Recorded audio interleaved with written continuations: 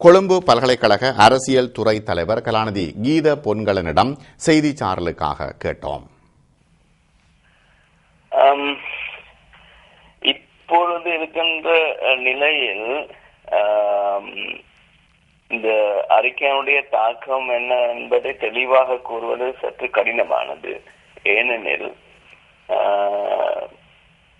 அறிக்கை முதல் நிலையில் இலங்கை அரசாங்கத்துக்கு சர்வதேச ரீதியாக ஒரு பின்னடைவு என்ற அடிப்படையில் நோக்கினும் கூட செயல்பாடு என்று வருகின்ற போது, அதாவது அறிக்கையின் அடிப்படையில் ஒரு நடவடிக்கை மேற்கொள்ளப்பட வேண்டுமாக இருந்தால் அது ஐக்கிய நாடுகள் சபையினுடைய நிறுவனம் ஒன்றின், அதிலும் குறிப்பாக பாதுகாப்பு சபையினுடைய அங்கீகாரத்தை பெற வேண்டிய அவசியம் இருக்கின்றது.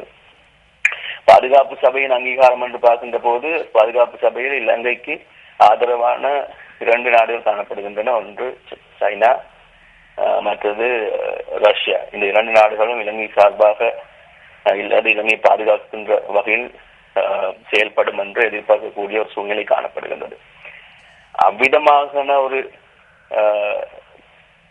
பாதுகாப்புக்கு மத்தியில் செயல்பாடுகள் இடம்பெற வேண்டுமாக இருந்தால் அந்த திசையில் அமெரிக்கா அல்லது பிரித்தானியா போன்ற நாடுகள் மிக தீவிரமாக செயல்பட வேண்டிய ஒரு நிலை காணப்படும்.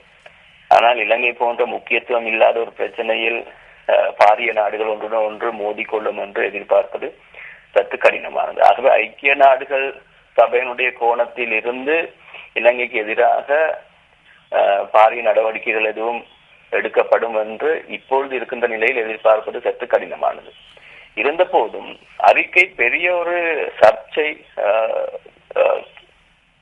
சர்ச்சைகள் பலவற்றை திறந்து விட்டுள்ளது என்ற வகையில் அறிக்கையினுடைய உள்ளடக்கம் பல்வேறு தரப்பினரால் பயன்படுத்தப்படலாம். உதாரணமாக சர்வதேச ரீதியாக செயல்படுகின்ற மனித உரிமை நிறுவனங்கள், ஹியூமன் ரைட்ஸ் வாட்ச் அல்லது அம்னஸ்டி இன்டர்நேஷனல் போன்ற நிறுவனங்கள் இந்த அறிக்கையை அடிப்படையாக வைத்துக் கொண்டு எதிர்கால செயல்பாடுகளில் இடம்பெறுகின்ற போது அதனுடைய அழுத்தங்கள் காரணமாக வேறு அபிவிருத்திகள் இடம்பெறுவதற்கான சாத்தியங்கள் காணப்படுகின்றன. ஆகவே இலங்கை அரசாங்கத்துக்கு உடனடி நிலையில் பாதகமாக எதுவும் இடம்பெறும் என்று எதிர்பார்க்க முடியாவிட்டாலும் கூட நீண்ட காலத்தில் சில வகையான நடவடிக்கைகள் எடுக்கப்படுவதற்கான ஒரு ஆரம்பமாக இந்த அறிக்கை அமைந்துவிடக்கூடும். ஆனால் இப்ப எதிர்காலத்தில் போர்க்குற்ற விசாரணைகள் மூலமாக இலங்கை அரசாங்கத்திற்கு அழுத்தம் கொடுக்கக்கூடிய வாய்ப்புகளை இந்த அறிக்கை ஆரம்பித்து வைத்திருக்கிறது என்று குறிப்பிடுகிறீர்களா? போர்க்குற்ற விசாரணை என்ற விடயத்தை மட்டும் வைத்து பார்ப்போமாக இருந்தால் இலங்கைக்கு எதிரான நடவடிக்கைகள் மேற்கொள்ளப்படுவதற்கான சாத்தியங்கள் மிகவும் குறைவாக இருக்கின்றது என்பது என்னுடைய அபிப்பிராயம். இருந்த போதும் மனித உரிமைகள் மீறல் தொடர்பாக பாரிய குற்றச்சாட்டுகளை இந்த அறிக்கை ஆரம்பித்து வைத்துள்ளதனால் அது தொடர்பான விவாதங்கள் இடம்பெறுவதற்கும் அது தொடர்பான மேலதிக நடவடிக்கைகள் இடம்பெறுவதற்குமான ஒரு சாத்தியம் காணப்படுகின்றது. அந்த அடிப்படையில் இலங்கை அரசாங்கத்திடமிருந்து சில விட்டுக் கொடுப்புகளை பெற்றுக் கொள்வதற்கான ஒரு வாய்ப்பாக இந்த அறிக்கை அமைந்துவிடக்கூடும். ஏனெனில் அறிக்கையினால் ஏற்படக்கூடிய பாதிப்புகளை தவிர்ப்பதற்காக இலங்கை அரசாங்கம் சில வகையான நடவடிக்கைகளை மேற்கொள்ளக்கூடும். உதாரணமாக தமிழ் தேசிய கூட்டமைப்புடனான பேச்சுவார்த்தைகள் இன்னும் தீவிரமாக முன்னெடுக்கப்படலாம் போன்ற சில விதமான நடவடிக்கைகள் இடம்பெறுவதற்கான சாத்தியம் காணப்படுகின்றதை அன்றி இலங்கைக்கு எதிரான விசாரணையை இந்த அறிக்கை தூண்டியுள்ளது என்று கணிப்பது இப்போதைய நிலையில் சற்று கணிதமானது என்பது என்னுடைய அபிப்பிராயம். இப்ப பலவிதமான குற்றச்சாட்டுகளை இலங்கை அரசாங்கத்தின் மீது இந்த அறிக்கை முன்வைத்திருக்கிறது. அத்தோடு பல பரிந்துரைகளையும் இந்த அறிக்கை முன்வைத்திருக்கிறது. ஆகவே இப்ப மனித உரிமை மீறல் விடயங்கள் மற்றும் ஊடகங்களை கட்டுப்படுத்துதல் போன்ற விடயங்கள் மற்றும் தமிழ் மக்கள் அகதிகளை மீள்குடியேற்றுதல் போன்ற விடயங்களில் அரசாங்கம் கவனம் செலுத்தினால் இந்த அறிக்கை மேலும் ஒரு இளகிய ஒரு நிலைக்கு செல்லக்கூடிய சாத்தியக்கூறு இருக்குதா என்பது என்னுடைய வாதம். ஏனெனில் அறிக்கையினுடைய பிரதானமான அம்சம் விசாரணை ஒன்று நடத்தப்பட வேண்டும் என்பதாக இருந்தாலும் கூட ஏனைய பிரச்சனைகள் தொடர்பான பரிந்துரைகள் பலவும் முன்வைக்கப்பட்டிருக்கின்றன. ஆகவே அந்த பிரச்சனைகளில் சில விதமான விட்டுக் கொடுப்புகள் மேற்கொள்ளப்படலாம். உதாரணமாக கைதிகள் விடுதலை செய்யப்படுதல் அல்லது அரசியல் தீர்வு ஒன்றை காணுதல் போன்ற விடயங்களில் முன்னேற்றம் காணப்படலாம். ஆனால் அறிக்கையினுடைய 3 பிரதானமான பரிந்துரைகள் என்ற வகையில் இலங்கை அரசினால் ஒரு விசாரணை ஆரம்பிக்கப்பட வேண்டும், ஐக்கிய நாடுகள் சபையினால் ஒரு விசாரணை ஆரம்பிக்கப்பட வேண்டும் என்ற அந்த 2 விடயங்களிலான செயல்பாடுகள் உடனடியாக இடம்பெறுவதற்கான சாத்தியங்கள் மிகவும் குறைவானது என்பது என்னுடைய அபிப்பிராயம். ஆனால் இலங்கை அரசாங்கம் இந்த அறிக்கையை ஒரு பொருட்டாக மதிக்கவில்லை என்று குறிப்பிட்டு வருகிறது. ஆகவே இது சாத்தியப்படக்கூடியதாக இருக்குமா டாக்டர்? நிச்சயமாக. ஏனெனில் இலங்கை அரசாங்கம் தன்னுடைய தேசியவாத தோற்றத்தை ஸ்தாபித்துக் கொள்வதற்கும் உள்ளூர் ரீதியாக அரசாங்கத்தினுடைய நிலைப்பாடை பலப்படுத்திக் கொள்வதற்கும் அறிக்கையை நாம் பொருட்படுத்தவில்லை என்று கூற வேண்டிய ஒரு அவசியம் அவர்கள் காணப்படுகின்றது. ஆகவே அதனை மேற்கொண்டிருக்கார். ஆனால் உண்மையில் அவர்கள் பொருட்படுத்தி இருக்கிறார்களா இல்லையா என்ற நோக்கமாக இருந்தால் அது ஒரு கரிசனை ஏற்படுத்தி இருக்கின்றது என்பது நிச்சயமானது. அதன் காரணமாகத்தான் இலங்கை அரசாங்கம் தன்னுடைய ராஜதந்திரிகளை வெளிநாடுகளுக்கு அனுப்புகின்ற ஒரு செயல்முறையில் ஈடுபட்டிருக்கின்றது. ஐக்கிய நாடுகளுக்கு எதிரான விமர்சனத்தை முன்வைக்கின்றது. இது தொடர்பான மேலதிகமான ஆய்வுகள் நடத்தப்படும் என்று கூறப்பட்டிருக்கின்றது. அந்த வகையில் இலங்கை அரசாங்கம் ஏற்கனவே கரிசனை உடையதாக இருக்கின்றது. இருப்பினும் தன்னுடைய வெளி தோற்றத்தை பாதுகாத்துக் கொள்வதற்காக நாம் இதனை பொருட்படுத்தவில்லை என்று கூறி வருகின்றது. இந்த அறிக்கை ஐக்கிய நாடுகள் பாதுகாப்பு சபைக்கு செல்லக்கூடிய வாய்ப்புகள் தென்படுகிறதா? முற்றிலும் இல்லை என்று கூற முடியாது.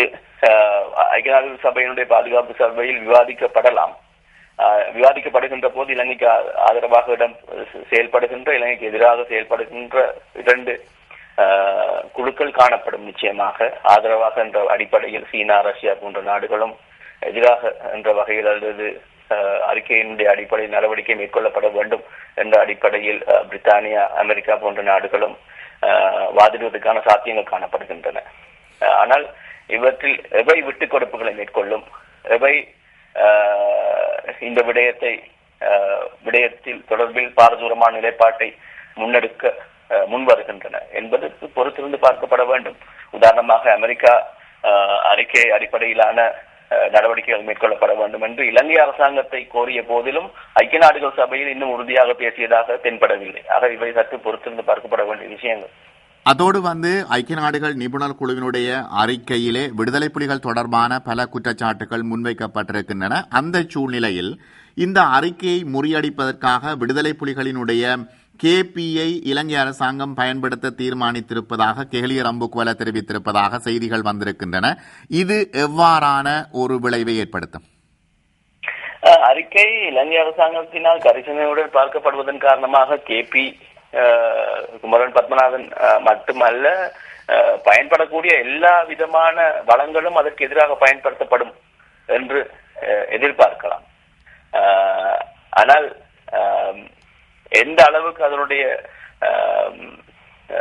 தாக்கம் இருக்கும் என்பது சர்வதேச ரீதியாக அவருடைய செயல்பாட்டை அடிப்படையாக கொண்டது. உதாரணமாக இலங்கை அரசாங்கம் தன்னிடம் இருக்கின்ற எல்லா வளங்களையும் அறிக்கைக்கு எதிராக திருப்பி விட்டிருக்கின்ற நிலையிலும் கூட பாதுகாப்பு சபையில் பெரும்பாலான நாடுகள் நடவடிக்கை எடுக்க வேண்டும் ஒரு நிலைப்பாட்டை எடுப்பார்களாக இருந்தால் இந்த செயல்பாடுகள் பலவீனம் அடைவதற்கான சாத்தியம் காணப்படும். ஆகவே எதிர்கால நடவடிக்கை என்பது இலங்கையினுடைய செயல்பாடு காரணமாக தீர்மானிக்கப்படுவது அல்ல. பெருமளவுக்கு ஐக்கிய நாடுகள் சபையில் இருக்கின்ற பிரதானமான நாடுகளுடைய செயல்பாடுகளில் தங்கி இருக்கின்றது நான் நினைக்கின்றேன். ஏனெனில் அறிக்கையின் ஊடாகவே கூட பந்து நிவியோக்கை நோக்கி தள்ளப்பட்டிருக்கின்றது. ஏனெனில் அறிக்கை கூறியிருக்கின்றது அடுத்த கட்ட நடவடிக்கை அல்லது விசாரணை குழு ஒன்று அமைப்பது சர்வதேச ரீதியாக இடம்பெற வேண்டும் என்பதாகவே கவனம் சர்வதேச ரீதியானதாக இருக்கும் என்பதில் சந்தேகமில்லை.